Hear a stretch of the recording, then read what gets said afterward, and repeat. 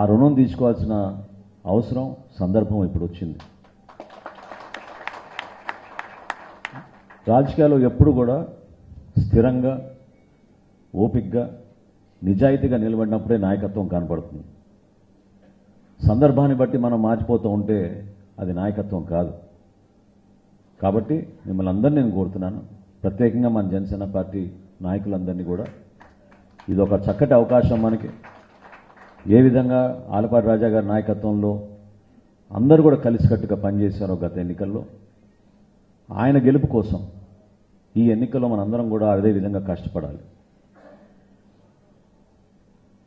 General ఎలక్షన్గా కాకుండా graduate MLC ఎలక్షన్లో కొంచెం టెక్నికల్గా లోతుగా ఆలోచించాల్సిన అంశాలు ఉంటాయి. ఖచ్చితంగా 23,000 ఓటర్లు ఉన్నారు మనకి తెనాలి నియోజకవర్గంలో. 27 పోలింగ్ బూతులు ఉన్నాయి. ప్రతి పోలింగ్ బూత్కి మనం విభజించుకుని, నేను మాట ఇచ్చాను బీటీ నాయుడు గారికి, రేపు మధ్యాహ్నం లోపు 15 మంది అబ్జర్వర్స్ని, ఎవరైతే 15 మంది తెలుగుదేశం పార్టీ నుంచి ఈరోజున క్షేత్రస్థాయిలో పనిచేస్తున్నారో రాజాగారి తరఫున, వాళ్ళకి తోడుగా అండగా బాధ్యతతోటి వ్యవహరించడానికి ఒక 15 మంది జనసేన పార్టీ నుంచి కూడా రేపు ఉదయం నుంచి కలిసి పనిచేసే విధంగా ముందుకెళ్దాం. ప్రతి బూత్లో కూడా లోతుగా అధ్యయనం చేసి అక్కడున్న ఓటర్స్ ఎవరున్నారు, ఎవరిని మనం కలిసి ప్రభావితం చేయగలుగుతాం, అభ్యర్థించగలుగుతాం అనే విషయం పైన ఖచ్చితంగా ఒక ఎక్సర్సైజ్ జరగాలి. ఇతర క్యాండిడేట్ల గురించి మనకు అనవసరం, వాళ్ళు ఉన్నారా లేరా అనే దాన్ని కూడా చాలామంది ప్రశ్నిస్తూ ఉన్నారు. కానీ ఎలక్షన్ ప్రాసెస్లో మాత్రం మనందరం కూడా చాలా జాగ్రత్తగా ఓపికగా చేయాల్సిన సందర్భం ఖచ్చితంగా ఇప్పుడు వచ్చింది. జనరల్ ఎలక్షన్ అప్పుడు మనం హడావిడి చాలా చేస్తాం, ఊరేగింపులు చేస్తాం, జెండాలు పట్టుకుని తిరుగుతాం. కానీ ఈ ఎలక్షన్లో మాత్రం ఫస్ట్ ప్రిఫరెన్స్ ఓట్, ఒకే ఒక్క ఓట్ ఆలపాటి రాజేంద్ర ప్రసాద్ గారికి 1వ నంబర్లో వేయమని మనందరం కూడా కలిసికట్టుగా అభ్యర్థించాల్సిన అవసరం ఖచ్చితంగా ఉంది. ఈ కార్యక్రమం ద్వారా రాష్ట్రానికి మనం ఒక చక్కటి సంకేతం ఇస్తాం, ప్రజల్లో ఒక విశ్వాసం నింపగలుగుతాం. ఎందుకంటే ఎన్ని ఆర్థిక ఇబ్బందులు ఉన్నా కూడా మీరందరూ చూశారు, చంద్రబాబు నాయుడు గారు పడుతున్న కష్టాలు, భవిష్యత్తు కోసం, విద్యార్థుల కోసం, ఎవరైతే ఉద్యోగావకాశాల కోసం పాపం ఎదురు చూసి ఇతర ప్రాంతాలకి వలసలకు వెళ్ళిపోయారో వాళ్ళని తిరిగి మన ప్రాంతానికి పెట్టుబడులు తీసుకొచ్చి వాళ్ళు ఆహ్వానించి ఇక్కడ పని చేసుకుని వాళ్ళ కుటుంబాలతో పాటు ఉండే విధంగా మనం చేస్తున్న ఆలోచన. ఉపాధి అవకాశాల ద్వారా 2047కి స్వర్ణ ఆంధ్రప్రదేశ్ వచ్చేటట్టు, ప్రతి కుటుంబంలో కూడా ఒక ఎంటర్ప్రినర్ వచ్చేటట్టు,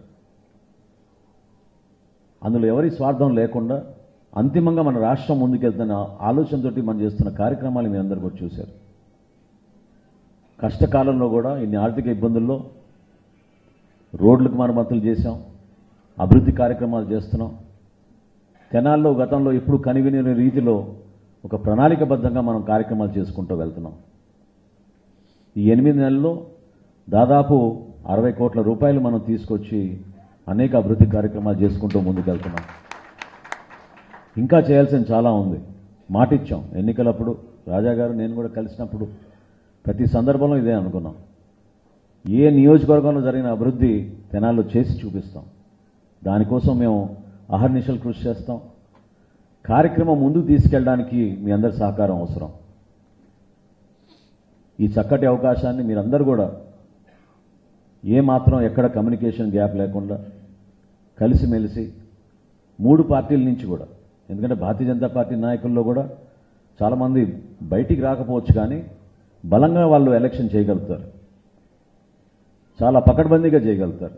వాసుదేవ్ నాయుడు గారు నేను చూశాను ఏ విధంగా ఆయన పనిచేస్తారో నియోజకవర్గంలో, వాళ్ళ టీం వాళ్ళకు ఉంది. అదేవిధంగా తెలుగుదేశం పార్టీకి ఉన్న అనుభవం జనసేన పార్టీలో మా నాయకులకు అంత లేదు. మీకున్న స్ట్రక్చర్ మాకు లేదు. స్ట్రక్చర్ ఏర్పాటు చేసుకోవడానికి కొంచెం సమయం పడుతోంది. మీకున్న క్లస్టర్స్, యూనిట్స్, బూత్ మేనేజ్మెంట్ ఏ విధంగా మీరు చేయగలుగుతారో ఆ జనసేన పార్టీలో లేదు. ఇంకా మేము కేవలం మండల స్థాయి వరకే వచ్చాం. గ్రామ స్థాయికి వెళ్ళాలి, కమిటీలు వేసుకోవాలి, రేపటి రోజున బూత్ కమిటీలు వేసుకోవాలి. ఇవన్నీ కూడా పార్టీ నిర్మాణంలో భాగంగా వీలైనంత వరకు పవన్ కళ్యాణ్ గారు దాని గురించి కృషి చేసి ముందు తీసుకొస్తానే ఉన్నారు. కానీ ఇప్పుడు ప్రభుత్వంలో ఉన్నాం, మన బాధ్యత పెరిగింది. ప్రజల్ని చూసుకోవాలి, పరిపాలన చూసుకోవాలి, పార్టీని కూడా మనం బలోపేతం చేసుకోవాలి. కాబట్టి మీరందరూ కూడా ఇది ఒక చక్కటి వేదికగా ఉపయోగించుకోండి, ఒక చక్కటి అవకాశంగా మనందరం కూడా భావించుకుందాం. వీలైనంత వరకు ఎక్కువ మందిని కలిసి వాళ్ళందరినీ కూడా ఎట్టి పరిస్థితుల్లో 27వ తారీఖున మధ్యాహ్నం లోపే ఓటింగ్ జరిగే విధంగా, అట్ ద సేమ్ టైం వాళ్ళు ఫాలో అవుతున్న సిస్టమ్, ప్రతి 30 మందికి ఒక ఇన్ఛార్జిని నియమించుకున్నారు. మీరు కూడా వాళ్ళతో సంప్రదించి ఎవరైనా మనకి తెలిసిన వాళ్ళు ఊర్లో లేకపోవడం, కొంతమంది బెంగళూరులో ఉన్నారనో, కొంతమంది హైదరాబాద్లో ఉన్నారనో, వాళ్ళకి పర్సనల్గా మనం ఫోన్లు చేసి ఆహ్వానించే విధంగా, వాళ్ళని కూడా ఈ ఎన్నికల్లో ఒక బాధ్యతతోటి పాల్గొనే విధంగా చేయాల్సిన అవసరం మనందరికీ ఉంది. చుట్టుపక్కల నివసిస్తున్న వాళ్ళని కూడా మనందరం కూడా కలిసి వాళ్ళని ఆహ్వానించాల్సిన అవసరం కూడా ఖచ్చితంగా ఉంది. వీటన్నిటిని మీ దృష్టిలో పెట్టుకొని మనస్ఫూర్తిగా మనందరం కూడా ఆలపాటి రాజేంద్ర ప్రసాద్ గారి విజయం కోసం, తద్వారా మన కూటమి అభ్యర్థి అద్భుతమైన మెజారిటీతో గెలిచే విధంగా మనస్ఫూర్తిగా అందరం కలిసి పనిచేద్దామని ఈ చక్కటి అవకాశం నాకు కల్పించి ఆహ్వానించినందుకు పేరు పేరున అందరికీ నమస్కారాలు తెలుపుకుంటూ సెలవు తీసుకుంటాం.